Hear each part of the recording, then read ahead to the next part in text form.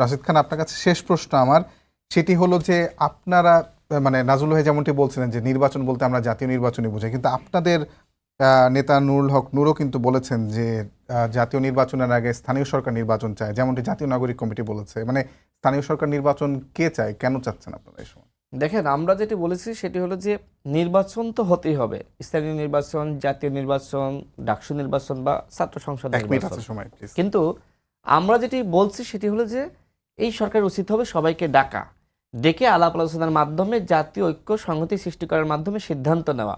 অর্থাৎ এই মুহূর্তে কোনো একটি নির্বাচন জাতীয় ঐক্য সংহতি ছাড়া যদি আপনি করেন, তাহলে দেখা যাচ্ছে সেখানে অনেকগুলো দল অংশ নিল না, তাহলে কি হবে? তাহলে তো সংকট আরও বাড়বে।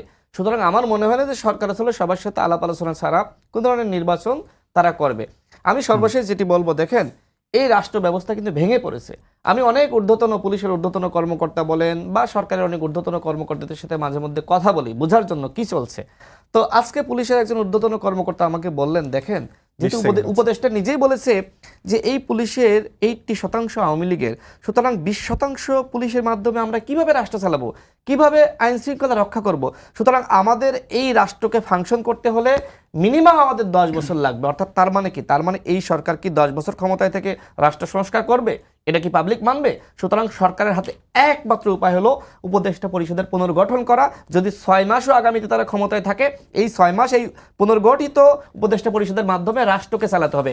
এবং যে জাতীয় ঐক্য সংহতি তারা ভেঙে ফেলিয়েছে, এটা কিন্তু আবার পুনর্বহাল করতে হবে। প্রধান উপদেষ্টাকে এই দায়িত্ব নিতে হবে।